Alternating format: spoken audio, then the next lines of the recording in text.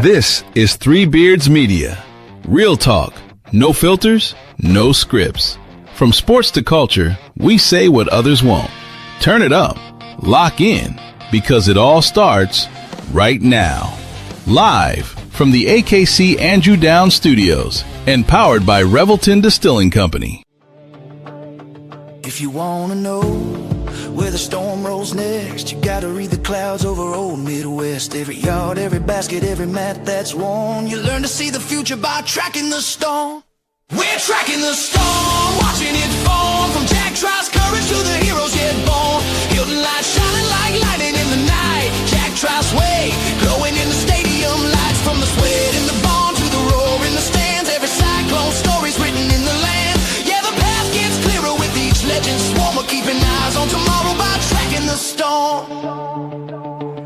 Dwayne Crutchfield, pounding turf like rain. Big 8 Saturdays, driving through the pain. 2 years, rushing past 1,000 on the ground. Made the whole conference feel that thunder sound. Then Troy Davis hit the hole like a flash. Back to back, 2,000 turn records into ash. Heisman nights, but win or lose that day. Shrugs. Woo, buddy, how are we? All right, man. How are you? We got a good one tonight, huh? This one's going to be a fun one tonight, man. Yeah. Yes, sir. We met him on number 7 at Coldwater this year at the Lever Winners Golf Outing. Mason City. Mason City, Iowa guy. Yeah, Wartburg College. But that whole staff was out there, around the holes, and they're all the same way, positive, enthusiastic. They got energy. I can't wait to unwrap some of that tonight. Yeah, right. I mean, and then for me, being a tight end guy and a tight end coach, look out, no bad days for us, buddy. Hey, Chris, why don't you bring on Coach Hestness? Let's get started with this thing. There he is. How you doing, guys? Coach, how you doing? Good to see you again. Good to see you guys. Yeah, man. All right. Good so days. you got your voice? You still have your voice? So it came back to me. I actually was down my voice for about a solid week where I couldn't be yelling none. We've kind of taken it light on the guys the last couple days. After Friday, we gave them kind of Saturday a light day, took them to Adventureland. Today was a light day. So my voice is back finally. It is. Excellent. Well, I know that there are a shit ton of people wondering what's this season going to be like. And just meeting so many of you coaches, knowing what you've done in the past, knowing where you've been in the past, I think there's going to be a few people going to be a little surprised about just what Iowa State's going to get in front of them. I know one thing, just talking to you and a few of the other guys, we're going to fight the hell out of these people. I know that. Yeah. I when you come to Iowa State, I think there's a type of football that needs to be played. And it's a blue collar style, and that comes from our whole entire staff. If you look at where Coach Roll and I were at to Coach Rogers and that defensive staff, there's a brand of football that comes with the staff, and I'm really excited for it. All the kids have bought into it, and they embrace it, and it's been a lot of fun. Kind of just the competition, the competing of everything that's been happening since spring ball and fall camp. There's some good back and forth, and it's been a lot of fun. It has been. Hey, we're going to get into how you got where you got to Iowa State and a few other things along the way and the different people that you've been associated with. But let's go back to Mason City, Iowa, Newman High School. How did it all start for you? Yeah. So as I was growing up, I loved sports. I mean, I think I played everything when I was growing up. And, in high school, I was really lucky in high school to have 3 Hall of Fame coaches, really. My football coach was a Hall of Famer. Wrestling coach was a Hall of Famer. The baseball coach, I mean, he took over one of probably the best baseball programs at the time, and we just dominated. I mean, my senior year was 35 years in a row of winning a conference title. And we ended up winning state my senior year. And then when I was an 8th grader, we won state. And I mean, then they just kept on rolling from there. I think they're at like 9 or 10 state championships as a program for Newman baseball. But I really didn't know what I wanted to do in my life as I was going through high school. Um, I at the time I only really cared about the present and just playing sports and being with my friends. And all of a sudden these coaches started coming in, and they're talking to me about playing football. And I met this Chris Winter, who is now the head coach at Wartburg. I remember him coming into school talking to me, and it was between Wartburg and a couple other schools, and he was on the phone, and he kind of like let me have it. I said, I don't know where I'm at with Wartburg. And he's like, why wouldn't you want to be at Wartburg? You're at a school that wins championships, and that's what we do here at Wartburg. And if you go to those other schools, the standard and everything that and that you have been around is not going to be the same as it is here at Wartburg. And when he said that, I was like, he's right. And I think like a week later, I was like, I'm all in. I'm a Wartburg Knight. And 2013 the fall of 2013 was my first season. Ended up winning the conference title, made a run in the playoffs. My sophomore year, we won the conference title, made another run in the playoffs. And then my junior year, we got upset. And then my senior year, first game of the year, we had 8 season-ending injuries in the first game of the year. And that is when I saw what Wartburg is. It's about resilience and overcoming everything. You lose some of your best seniors that year, and every kid stepped up and they battled. We just battled every single game. I think we either lost by 1 or 2 points, and the experience wasn't there that we usually had at Wartburg. And I think if we had a lot of those guys back, we'd be in it. But like I was talking, like what football is, it's teaches you a lot about life. You could have this awesome opportunity that you've worked your butt for, and next thing you know, adversity strikes and you just don't get what you think that you've earned. And I learned a lot that season about just leaning on each other, the team aspect of everything. And I sat around after the season, and went through fall, or went through winter, and then going into spring ball, my tight ends coach left, and they needed someone to help out for spring ball. So they asked me. I wasn't doing anything, so I ended up coaching through spring ball. And after spring ball, the offensive coordinator pulled me aside and said, "Hey, you did a great job with everything. I want to offer you the job." So I had some time to think, and I really didn't have anything planned. And so I ended up taking it. Earned $2,000 my first year coaching. So then I had to work another job at the front desk of the wellness center there. And I'm pretty lucky that, my bosses that I had when I was at the wellness center, when I worked there in college, they took me underneath their wing and they helped me out as much as they could. Just because they knew how hard it was. Your first year coaching, making only $2,000, you're trying to find ways to pay for everything. Very, very thankful for that. And where I've gotten everywhere is because of my time at Wartburg. It really is. Those coaches have helped me out every step of the way. Coach Winter, Coach Willis, Coach Wheeler. They're the reasons why I've been able to take steps up in this profession, because they stuck their name out for me. And they've also reached out to coaches about me. So I'm pretty lucky about that. That's great that you, Pat. You're grateful. Where you began, those beginnings, and I think that's just admirable. And I think you probably carry that with you in coaching then too. I would imagine you're going to be helping some other young coach someday, and or some kid get his start as well. Yeah, I've this is going to be year 10 for me in coaching, and I've been around some unbelievable people that I cherish, and I'm very thankful for. But there's been a lot of younger guys that I've been able to take underneath my wing and help out, and it's kind of cool.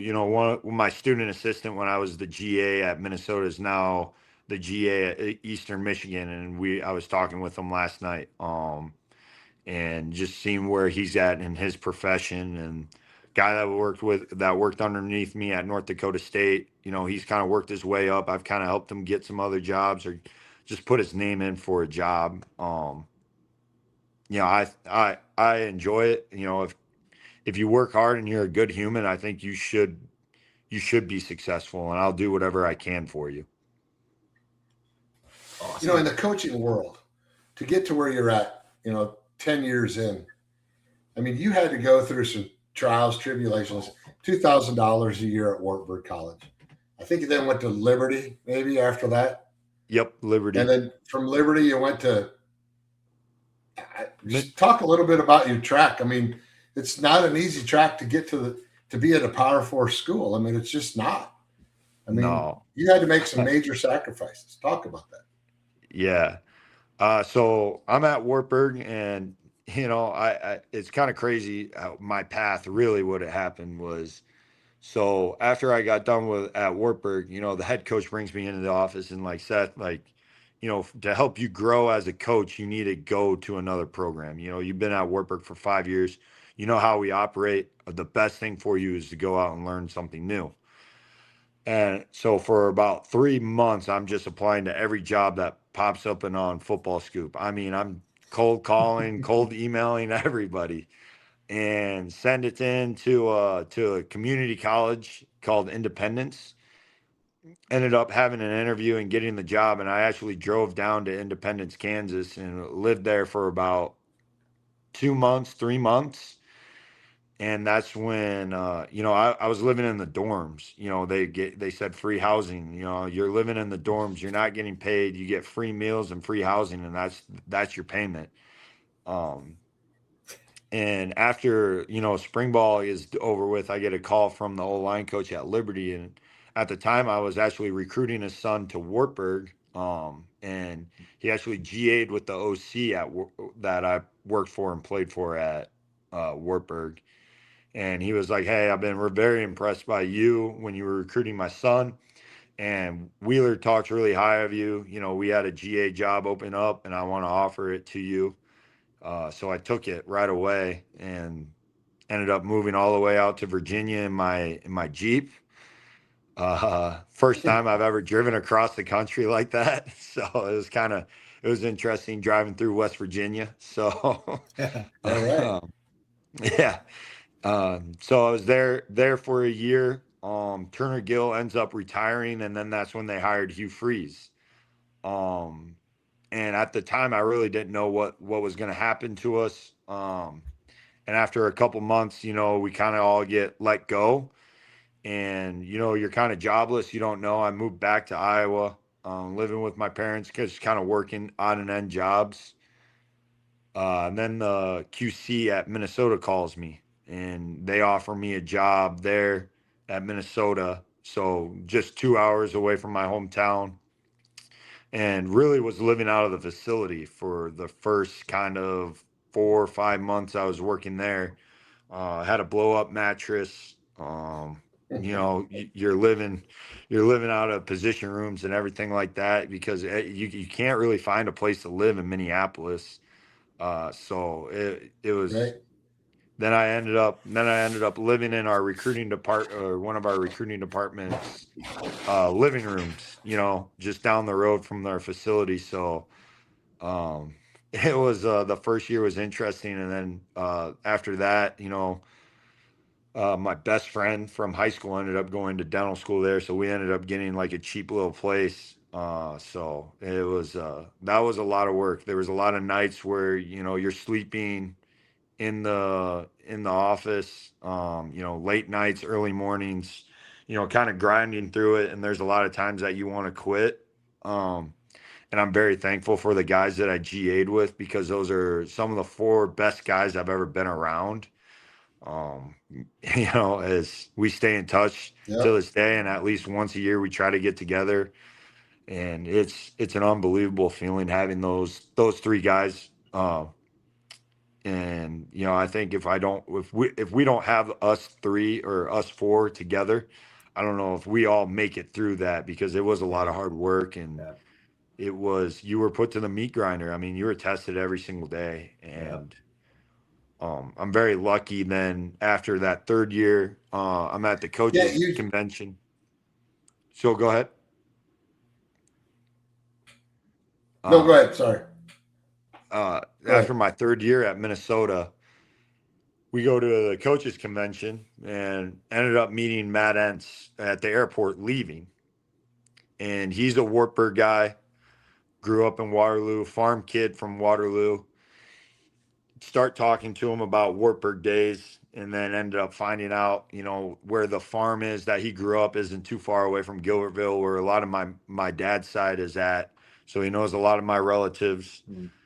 And, a couple weeks later, after just conversating with him, and he took my number, he calls me up and offers me a job. And so that's when I interviewed with Coach Roll and ended up packing up my stuff again and driving even farther north to Fargo, North Dakota. Yeah, right. And this is probably Fargo, North Dakota is what kind of revived my coaching stint. When I got up to Fargo, I found love back into coaching.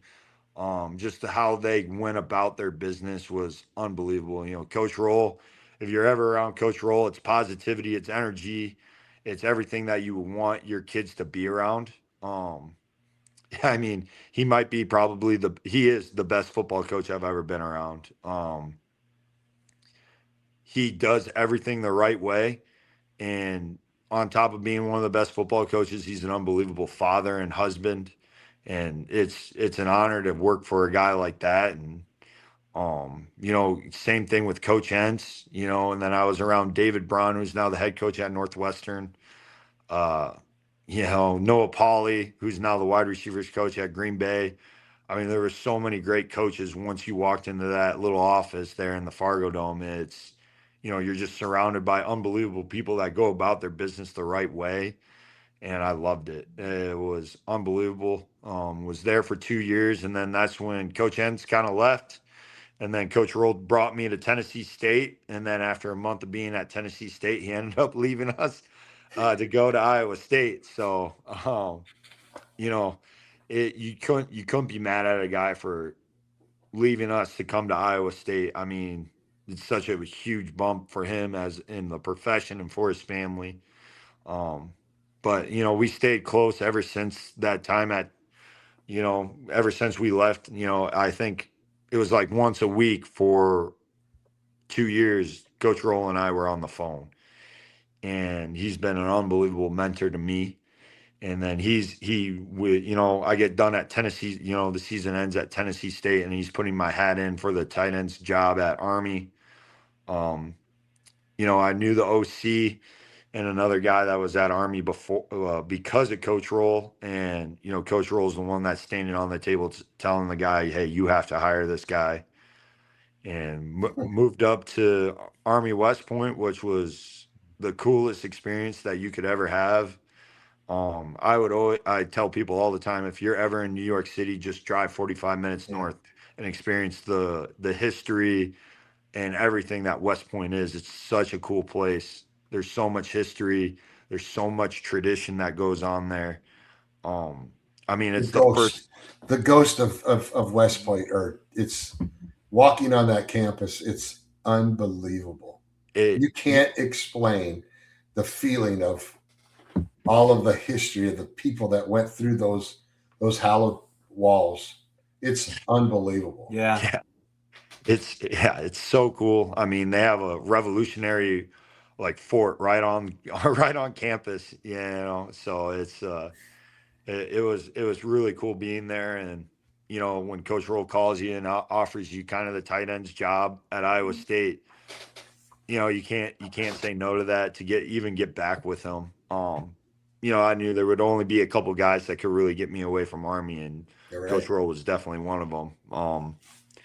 And so I'm very lucky to be where I'm at. You kind of have to bump into the right people, and then you have to work your ass off and prove that you belong in a lot of those situations. And I think that in this profession, it can kind of get lost as, all right, I'm trying to get my next job instead of just enjoying where you're at and being present and working hard where you're at right now. And like your future will take care of itself as long as you do things the right way. Well, Kent and I both went through the GA route. Yeah. We both did it. Yeah. Yeah. So I get the point of what you're saying, but you got to put your nose to the grindstone, and you got to submit yourself to the guy above you and go, I'm here for you. I'm going to make you look great, and I'm going to work my ass off in the shadows when nobody else knows what's going on. Yeah. So I get what you're saying, but you need to tip your freaking hat to also go, man. I went from here to here in a short period of time because you submitted yourself to great people. Yeah. Yeah. Am I keeping out? No, you're good. You're good. No, it was it's been a long journey, but it's been fun. I mean, I wouldn't trade it for the world. The relationships that I've had, the experiences, the opportunities, and like the success that I've had in my career. I'm very grateful for, and I understand like the hard work and everything, but I enjoy the work. I mean, just helping out the kids and seeing them be successful, being around guys like Cody Mount, Gray Zabel, Cam Miller, John Michael Schmitz, Tanner Morgan, Co Keefe. I mean, I could go on and on about names that I've been around and I've been able to see them develop, grow as not just a player, but as a person too, is pretty awesome. Well, we're lucky you landed names, and I want to ask you about your impression of the town, the city of Ames.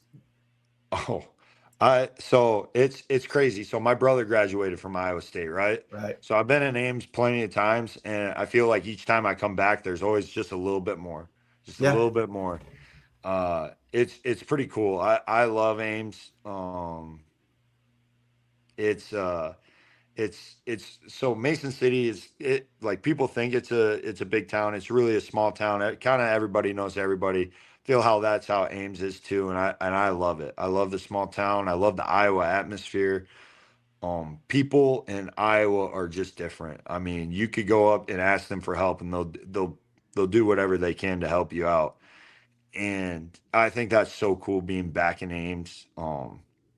And just getting to be around these people. And anytime I go to an Iowa State event, I mean, Keith, Kent, you guys are there. I mean, the excitement and the support is second to none. It's awesome. President Cook and I had a conversation on Friday night about us just being back at Iowa State or being back in Iowa. I feel just something special really growing right now. And we just got to keep putting the wood in the fire right now, because it is really cool. I want to touch on that a little bit. You talked about, being in Ames and the people of Iowa. And segueing into football here a little bit again, what will the identity, will the team embrace that identity, I guess is what I'm asking. You talk about that Iowa type of person. Yeah, no, the team's fully embraced it. I think day one, from when we walked in through those doors to the first team meeting to everything, Coach Rogers put it perfectly. We're going to be a tough blue collar type team because that's what the state of Iowa is. And every single kid has bought into it, from, our quarterback, Jalen Rayner, to everybody. I mean, it's awesome to kind of see them all buy in, and then they're not just buying into what we are, what we want to be as a team, but to everybody else. I think we have one of the most well-connected teams that I've ever been around in college football. And, I think they buy into what we're preaching as a culture. So it's been a lot of fun being around this group. You don't see a lot of just me guys. You see a lot of guys that are there doing it for each other. That's a great statement coming, especially if you've been at Army. You talk about guys pulling on the rope for one another, and then you put the Iowa State in that same breath. That's a hell of a statement right there. Yeah. I want to go back a little bit. Just your first day, you've parked your car, you're walking through the parking lot, and you're going into the building for your first day. Did you walk in by yourself? Did you walk in with other coaches? What was that like? Yeah. So so this is how crazy my life was. So we played the bowl game December 28th. When I was at Army, we got done with the Fenway Bowl, right? We got back that night, finished up packing my house the 29th, left the 30th, got to Ames on the 31st, or no, I got to Ames on the 30th. So as we must have played on the 27th or 26th. Now I'm thinking about it, but got to Ames December 30th. And I remember I walked into the office, and you know how you walk into the main doors of the football facility, and you have the helmets on the right, you have the big screen on the left, you got everything. And I just walked in there. I was like, this can't be my life right now. This can't. Like, it's. I really didn't know how to act or react to anything. Still felt like a dream. And walking up the steps, that was my first time really meeting a lot of those guys. Yeah. And Coach Roll was still in the NFL season, so everything that we were doing communication wise, was via FaceTime with him.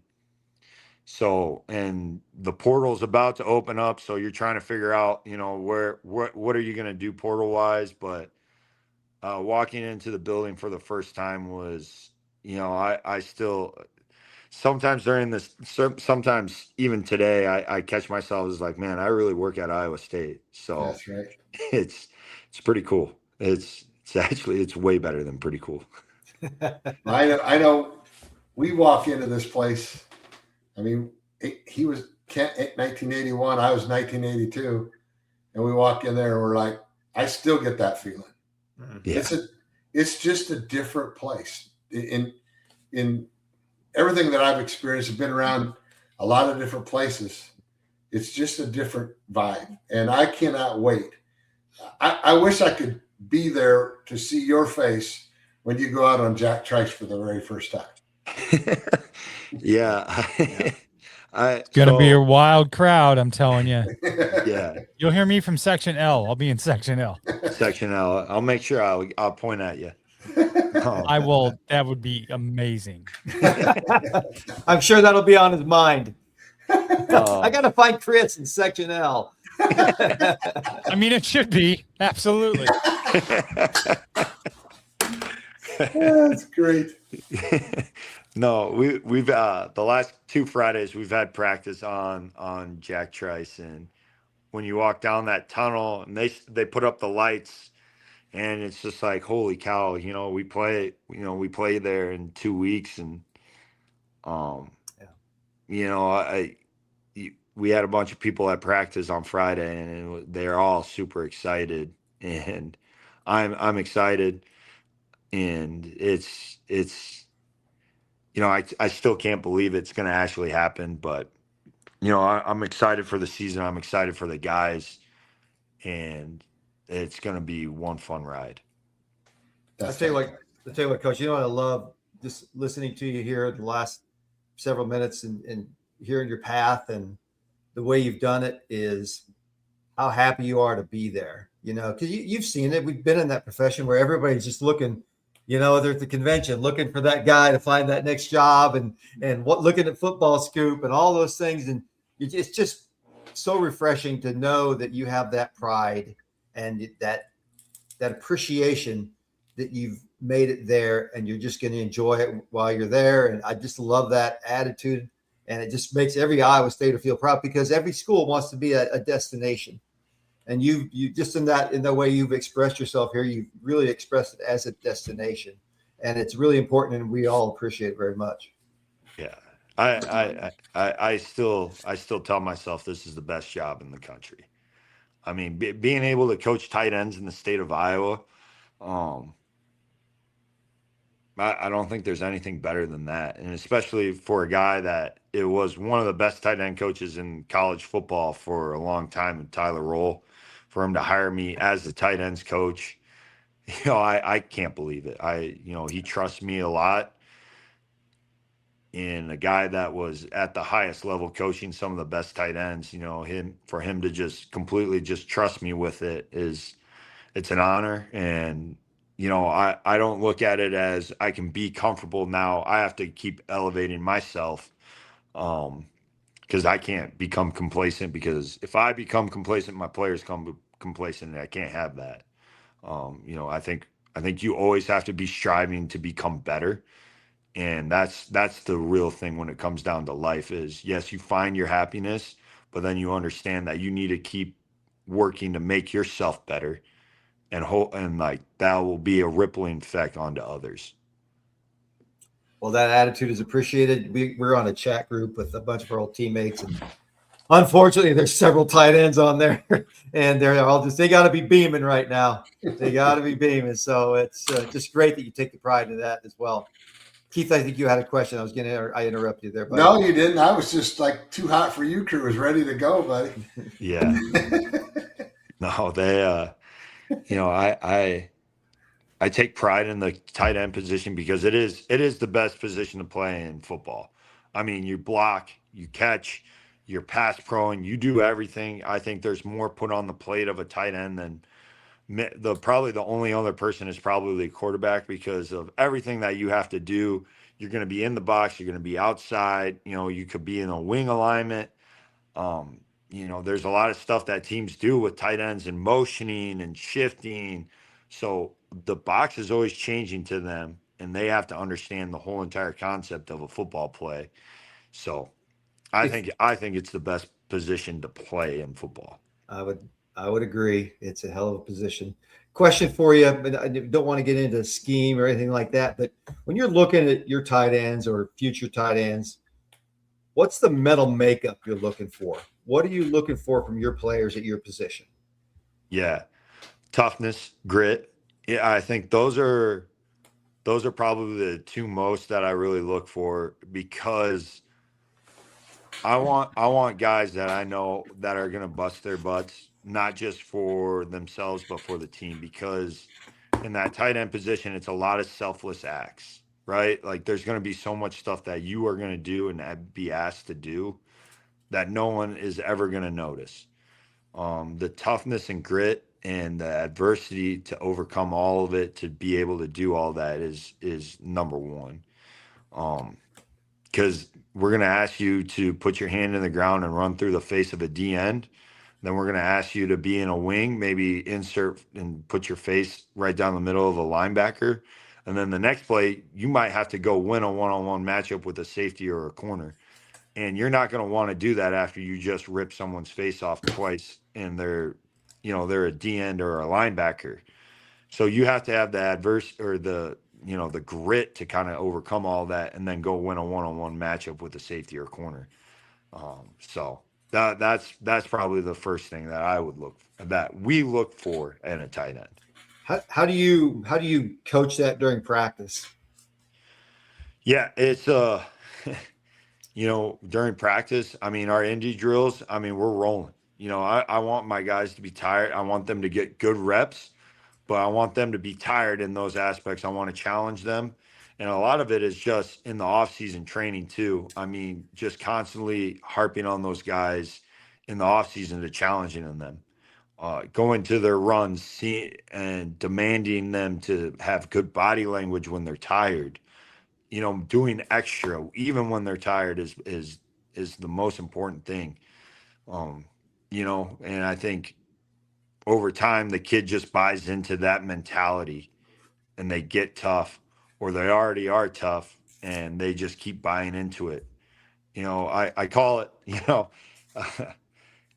being it's funny. You say whatever you want. Nobody else is here. So nobody else is listening. It's just Kent and I. So, stoicism. I'm a big stoic. I read a lot of stoicism, a lot of Marcus Aurelius and everything like that. One of their biggest things is no one's coming to save you, right? That's what they preach. So we call it some motherfuckers keep coming. Yeah, right. Right. And that's what I preach to my guys is, life's going to strike you. It's going to knock you down. The only person that can get up and get themselves dusted off and keep attacking is yourself. And we have a lot of those guys in our room right now. We do. And it's a lot of fun to get to coach those guys. So, that's the big thing is just seeing kids that just keep battling through adversity, that they have grit. Yep. No bad day. No bad day. I'm just going to jump in because that message really resonates. I don't know how much how much that resonates with people. And I don't know that Kent knows this story, but in 2017, I went through cancer. That was the year that Matt Campbell turned the program around. I watched that team religiously. That team really helped me get through that. But what you just said about getting up and so forth, there was one night on a Monday night, I was watching some motivational videos and I ran across this speech from a movie where the guy talks about you have one of two choices. You can lay in the street and let life kick the shit out of you, or you can get up and move forward. And that's how winning is done. And I watched that video every Monday night after chemo. So to hear that message and that message that you're giving your players and whatever just really resonates with me. Yeah. And powerful stuff. Like you said, Chris, you it's not like you planned on having cancer, right? No. So adversity, life's going to throw so much stuff at you. And to get those guys ready for that, I take it on as a coach, because that's how my coaches were in high school.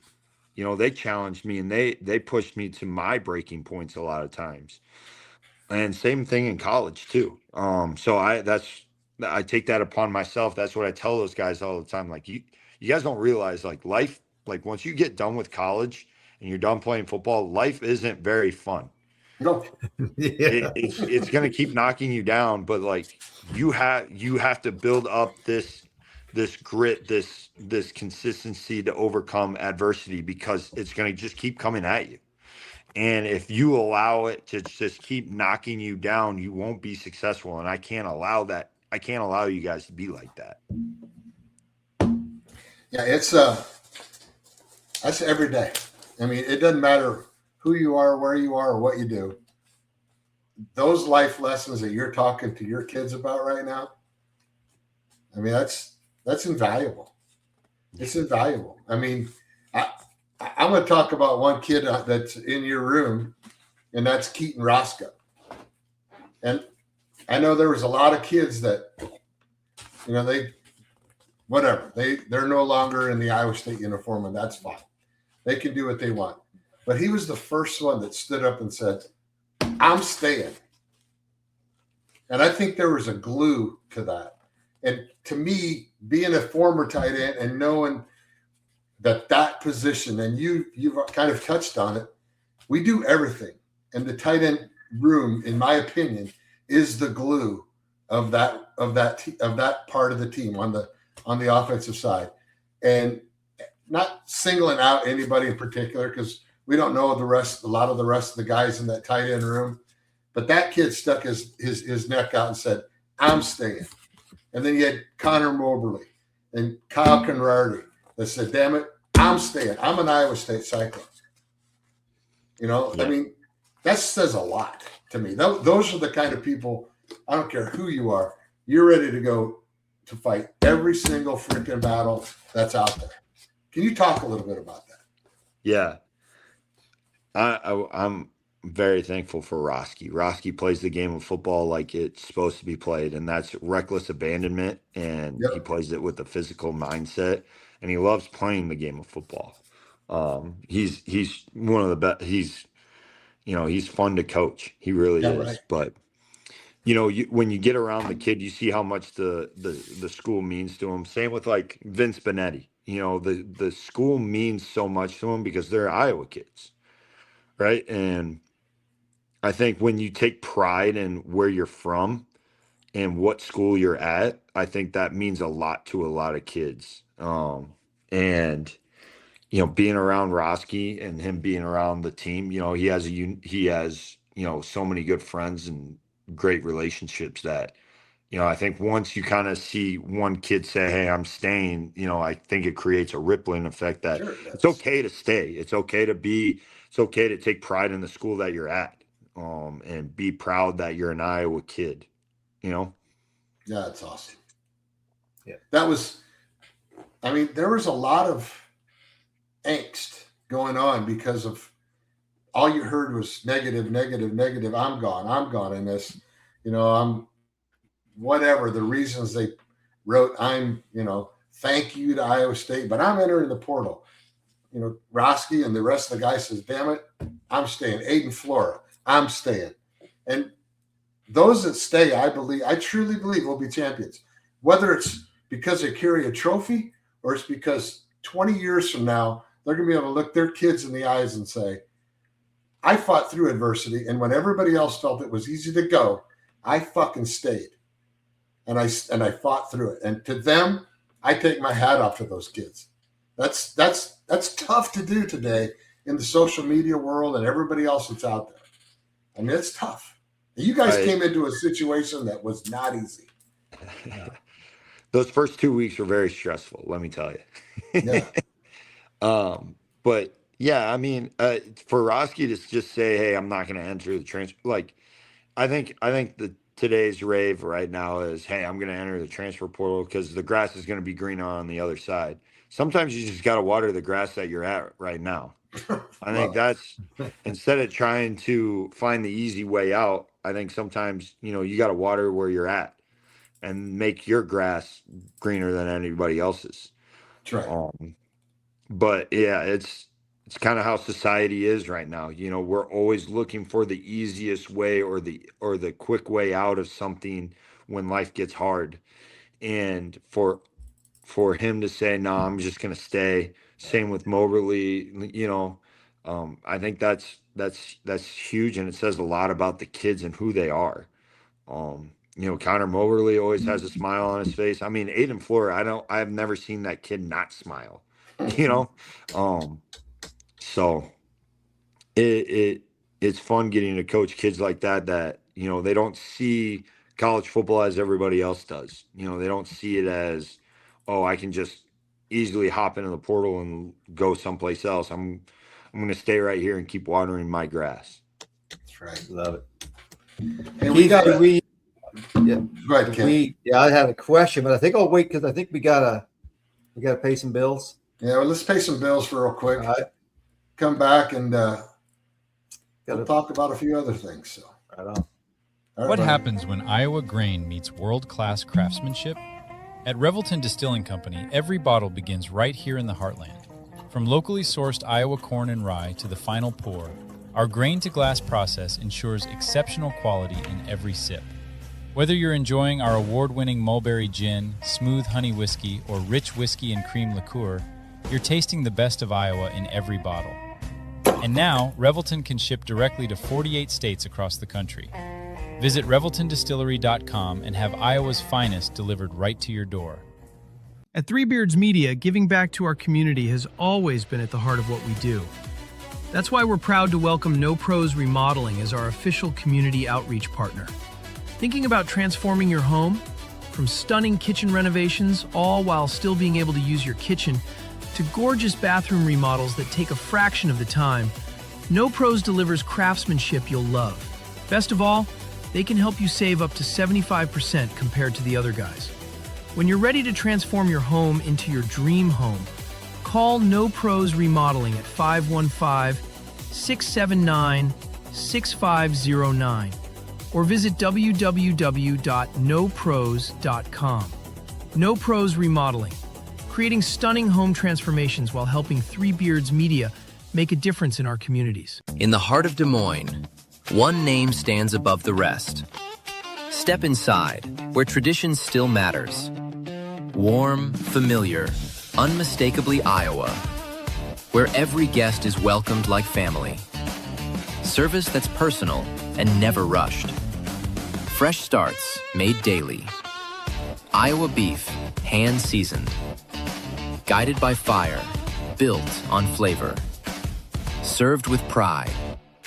A bar as bold as the menu. Featuring the old-fashioned we're known for. A place that stays with you long after the night ends.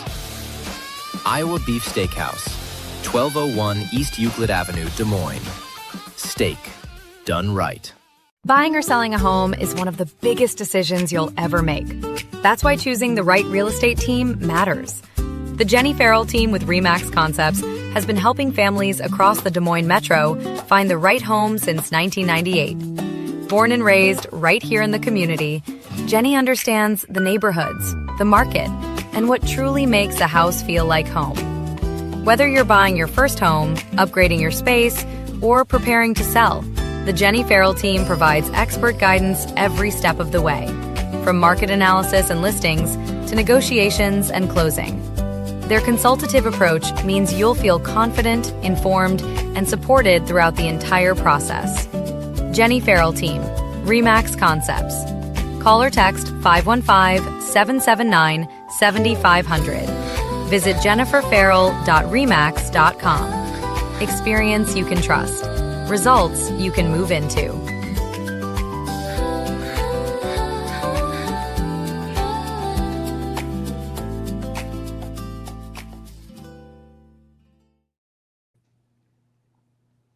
Look out for this one. Yeah. Oh boy. Yeah, what did you do? Oh. It's all about the tight ends, brother. Yeah. It's all about the tight ends. I love it. I love it. I love it. We're gonna have a little fun in the week of the 26th. I think we're playing Utah. Yeah. Yep. Yeah, that'll be a good time. Looking forward to that one. So. The hats came in a few days ago, so don't tell. Nobody else is going to be watching this, so none of the guys will know this, but we'll have them out there for you. Love it. I love it. I like them. That's a good look. Yeah, buddy. So, Coach, you tell us a little bit about training camp. You know, you got classes start tomorrow. Yep. You know, every time class starts, a little different schedule, all those things. Kids are going to be. It's a little different tempo. But what's training camp been like? What's it led up to this point, and what's it look like going forward now that classes have started?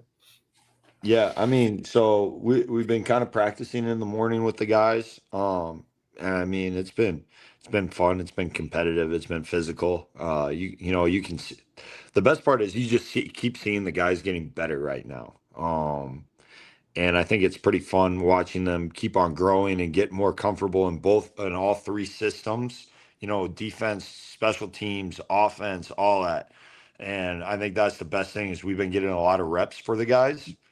And so it's been fun. It's been fun. We've had some pretty good weather, so it hasn't been too hot. The corn sweat hasn't been getting to the guys that easily.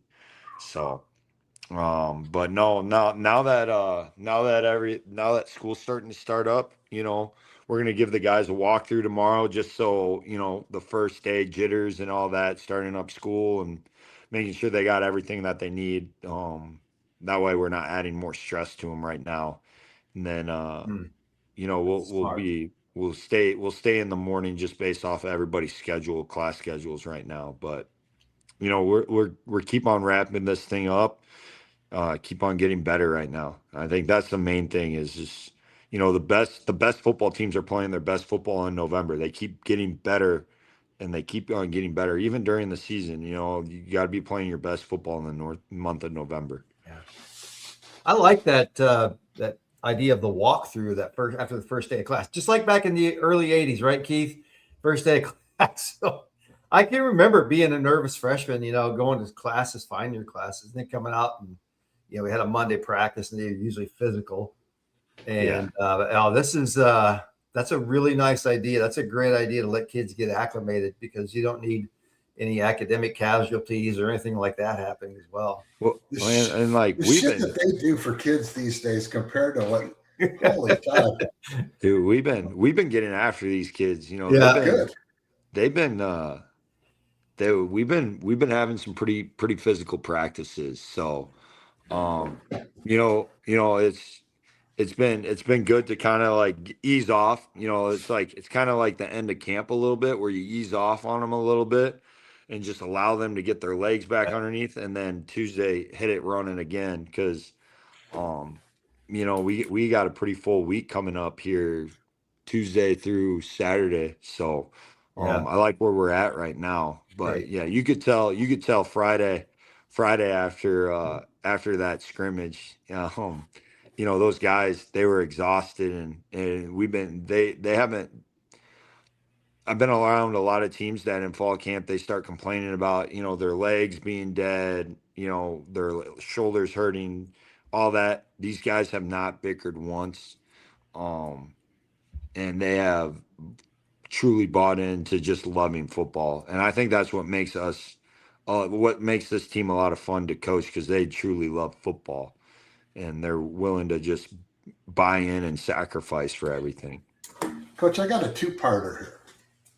So you're bringing this team together, and one of the things I saw quoted from you was physicality, toughness, and togetherness, right? You talked a little bit about that in a couple different interviews I've seen, or I've heard, especially Coach Rogers talk about. So you're in the process of putting this roster together.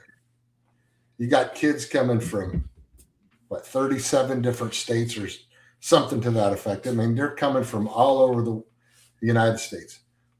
What brought them together? And how are they taking on this thought process that people just expect them to be? You're going to be 16th in the Big 12. Talk about how it came together, and that, because if I were them, I'd be fucking pissed. I mean, what the hell? Yeah. I think it's pretty, when you create, what's the best way to put this? You create a special bond with a group of people when you go through adversity together, right? Yeah, right. And coming in, recruiting a team in 2 weeks, and then bringing them all in, and then them going right into winter workouts. And they are getting challenged right away from our strength staff. I mean, our strength staff did not hold back whatsoever. Coach Chris, our strength coach, Farniak, who is an Iowa State alum, and Coach Peoples, and their strength staff. I mean, they have put those guys through the ringer, and I think you create a special bond with someone when you go through adversity and hard workouts together. I think that's the most important thing ever, is going through hard times together. And those guys are going through that all at the same time as everybody on social media is freaking out, and they're saying that they're not good, right? So when you have a whole group of social media people, which, who really knows if they actually know what they're talking about, is telling them that they suck, you guys won't win at all. You create that love for each other, because the only thing that matters is the people in the locker room and in that football facility. Because that's the people, man. It's the man in the arena, right? You're it's right. like, right. It doesn't matter. It doesn't matter the crowd or anything like that. It's the people that are doing all the work. And I think that's built that team so close together. And it's also the leaders. Like, the leaders are pushing it too. Jalen Rayner, knowing where everybody's first name, last name, where they're from. I mean, that creates a buzz, and that creates urgency to get to know each other, right? If our quarterback making it a priority, I should make it a priority. Sure. And we got really good leaders in that locker room, with a great pulse on the team. And, they're willing to push everybody that's in that locker room to do the right thing. That's awesome. The core of the team is usually your defense and offensive lines. You had 4 or 5 guys that stayed back on the defensive side, and basically you had to remake the entire offensive line. Talk about that competition between those two groups. That has to be a bloodbath. I mean, a fist fight every single fucking day. Yeah, it's been fun. They're great groups, and I mean, they're physical. I mean, they're gritty. It's been fun. It really has been. I mean, the trenches. We pride ourselves on the trenches, so we got to make that a priority, right? And that's what they've done. They've bought into who we are as an offense and as a defense, and it's been fun. I mean, it's been great competition back and forth. But when you got guys like Brandon Smith at center, Austin Barrett is awesome. You got Gibby back, or the Greenlee kid. And then we got a bunch of other transfers that came in, and they just started buying into everything. It's cool. It's awesome. Like it's hard to believe, like, you can bring, I don't know, 85 to 90 new kids into a roster, and within the first week, you feel them all buy into it. I mean, I've never seen anything like it, and I hope that they just keep buying into it and they don't, when all the negativity sets in, because we're going to hit adversity at some point in time, right? Like when that hits in, we got to keep pushing forward, and I think we got a great group of guys that will keep buying into it. I mean, you had a lot of transfers that were, had some injuries at their other spots. They fought through them. They show up at Iowa State, and they've kind of developed their own sense of what glue is, and they've pulled other teammates along with them. I mean, you guys got guys from Washington State and Oklahoma and Auburn and Arkansas State and just everywhere else. Plus, you still got that nucleus of the guys that said, "Fuck it, I'm staying." Mm-hmm. And I think it's a great recipe for something great. I mean, I just feel it. And maybe that's just the optimist in me of Iowa State, but there just seems that having sitting down with Coach Rogers at the golf outing, he sat there with us up on the hill by the clubhouse for over an hour and just talking like he's known us for forever. I mean, that just sent a sense of calm across the letter winners. Plus, I can't imagine what the players are like. I mean, that guy is awesome. Holy shit, that guy's awesome. Yeah. Yeah, when you like Coach Rogers, you don't see, like he's got a presence to himself. You don't see panic. You see calm, and you see a man on a mission a lot of times. Like when he walks down the hallway and he's looking at the ground, not to talk to him because there's something in his mind that he is thinking that he has to ask someone. So if he's not like looking for you, don't ask him because he's got an important question on his mind. That's awesome.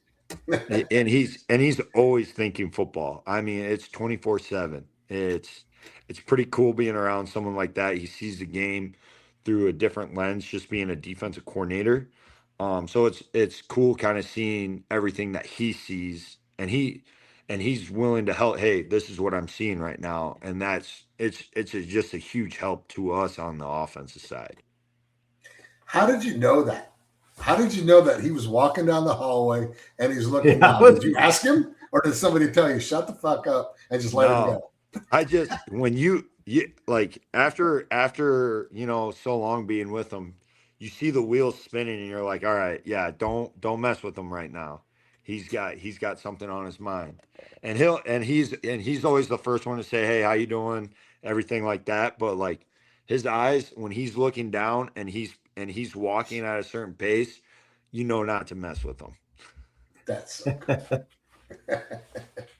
That is so good. Coach, got a question for you. I'm going to have you fill in the blank here. The Iowa State football players will want to be known for their physicality and grit. Yeah. I think that's what they all love right now is the physicality, the grit. I think that's what they're going to hang their hats on. And I mean, that's been the echo since day one, since January, I don't know, January 17th or 18th, whenever we started this thing off. So, it's been, what is it, August? So it's the 8th month. I mean, we're about to get into month 9 with these guys, and it feels like we've been together for 2 years with these guys. So, I think that it's what they all want to hang their hat on is the physicality, the grit.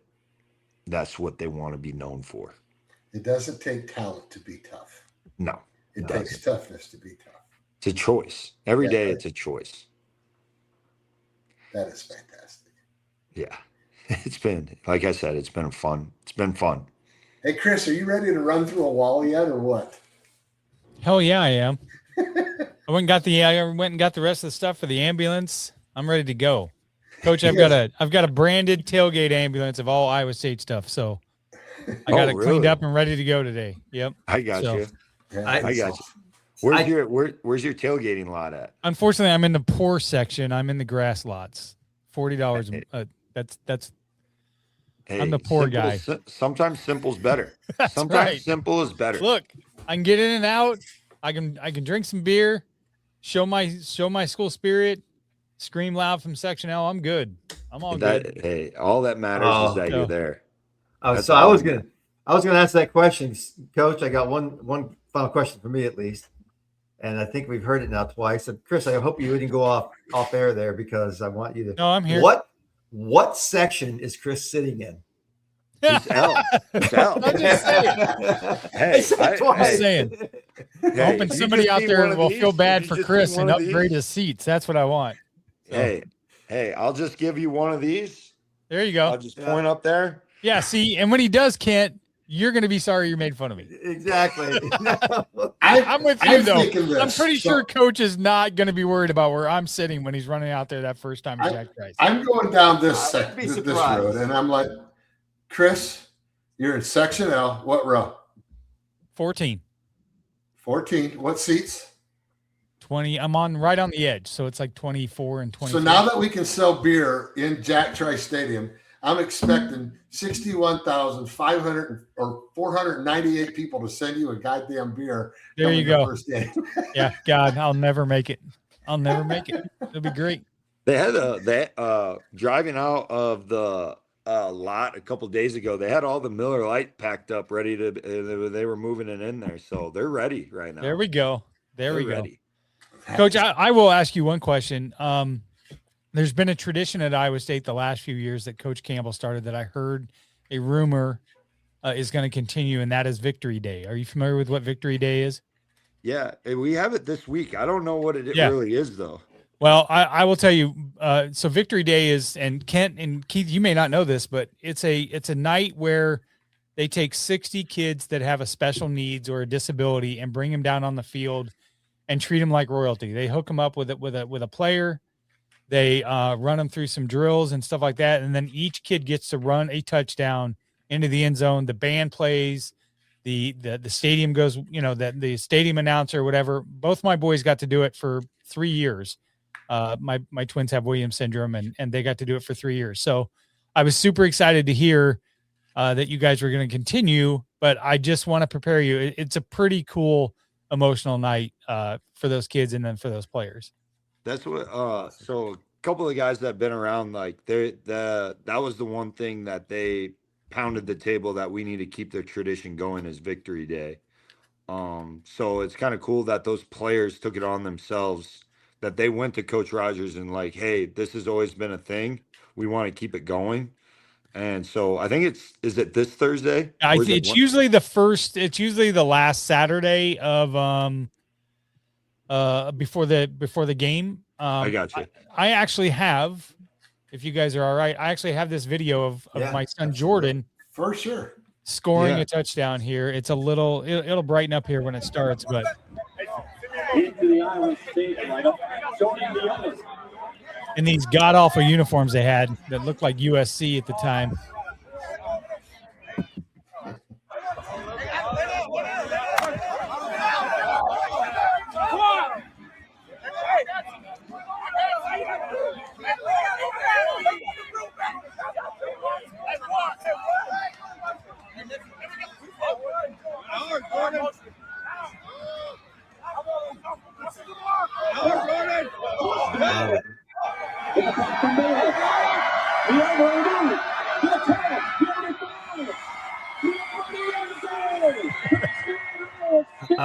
Love it. I mean, every one of those kids gets to do it. It is super cool. It's a really neat night. So that is awesome. Yeah.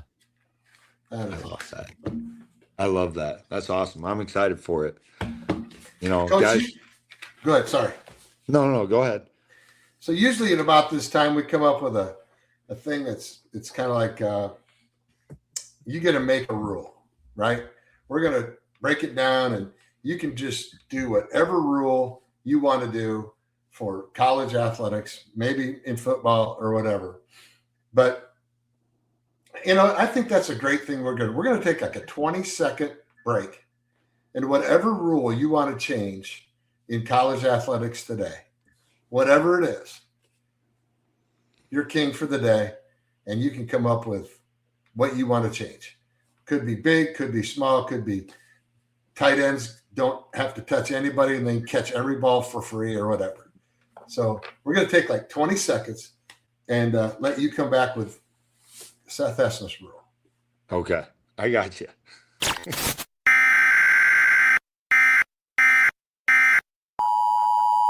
This is the Storm Anchor Amendment, where our guest steps behind the podium and makes one rule change to reshape college sports.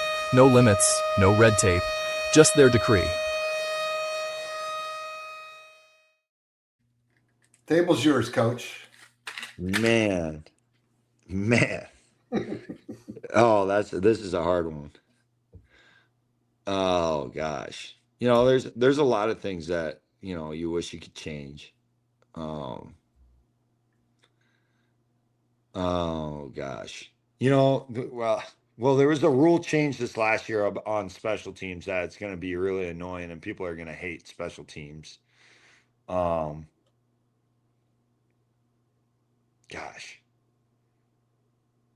You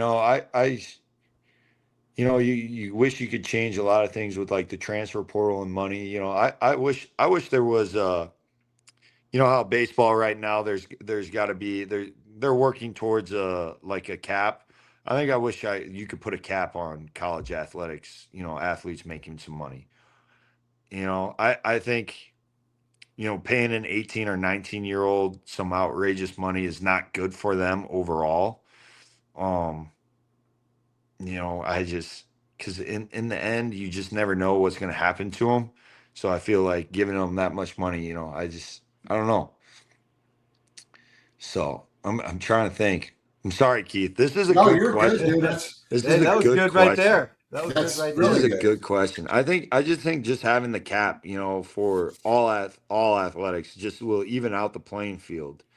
I mean, you hear the stories of the SEC back in the day paying players, and that's why they were getting all the best players. And now you look at the SEC and Big Ten are kind of dominating because they have all the money. Being able to put a cap on it and, evening out the playing fields is always good. But because you look at the Minnesota Twins, right? Like I'm a Twins fan. Like it's hard for them to compete. They can't afford the players like the Dodgers and the Braves and the Yankees can afford, right? Right. So we had Coach Matt Brown on us early in January this year. And, he brought up some really cool points. And one of the things that he brought up was, and Jim Walden brought up the same point, was where do these kids go when they're done? I'm going to leave here and I'm going to go I made a decision when I was 17, 18 years old to go here. And then somebody threw some coin at me and I'm going to go there. Well, what happens after that? Your affiliation to that school wasn't built from the heart. It was built from what did they put in your pocketbook? What happens to these kids? I mean, Kent and we go back to Letter Winners Weekend and we'll have 500 guys come back for that weekend. Yeah. Where is it? And go ahead from that point. And like that's where like it's almost bad for the kids, like what we've gone to, because I think it gives them a false sense of security too. Because like say if they don't make it to the NFL, right, and they made this much money, and at the age of 18, 19, 20, you're not spending that money on probably stuff like investing it or anything like that, right? Like we've all been that age, and so. In the end, this is all going to be a rippling effect. And that's why a lot of us, like at Iowa State, we're trying to get them financial advisors, tax people. That way they don't get audited or, they're doing right stuff with their money. That way they have success later on in life too. So I just, if I was 18 making some of the money that they're making, I'm blowing it. And you're just not mature enough to handle that. Yeah. So parents aren't either. I mean, they've probably not made $300,000 in a year, $500,000 in a year. They can't give them any kind of real advice. Correct. And they are doing a disservice to the kids. We talked to Coach Rogers. We were sitting in a big circle up on the hill at the clubhouse, and we're like, what can we do as alumni and supporters of the program? What can we do? And his statement just hit me so hard was, you guys can build that glue to keep those kids that might transfer there, because there's a brotherhood, there's a loyal son that is there. And the more that we can build that tradition or build that nucleus of people to continue to build the loyal son group, it's a big thing. And I don't think it's out there. I think some of those places right now, they've got their eye on the prize as far as the championships or whatever, but those championships fade. And the brotherhood that goes on for years today, and you brought it up about back to Wartburg and the Wartburg nights. I mean, you got your guys that you guys went through hell at different times along the way. And I appreciate hearing that from you, because I know what we went through. And I'm afraid that some of these kids are going to miss characters built through the adversity of face, not by the money you make. And I really appreciated Coach Rogers' wisdom on that. And coming from a guy that's not that long in the tooth, to see that is pretty outstanding. So, yeah. And, you hit it right on the head. I think the best part about college football is the locker room and the relationships that you make. Oh, yeah. Oh, my gosh. Oh, yeah. I still go back, whenever I see guys that I played with. I mean, we don't talk about the games that we played in. We talk about the little stupid stuff that we did. That's what you reminisce on. And you remember, the little things that you did together. I think that's what college football should be more anchored in. And I think that's what makes it so much fun. Yeah, you're right. At Army, they literally call themselves a brotherhood, and they all get tattoos on their thighs of the skull and crossbone that represents Army football. And it's been a tradition since, I don't know, the 60s, and they call it the brotherhood. And that's what we're trying to create here at Iowa State, is truly a brotherhood. And I think that's what we need more people trying to create, is a brotherhood, not just a society that is only wanting money for what's best for them. That is awesome. It's in our fight song. Absolutely.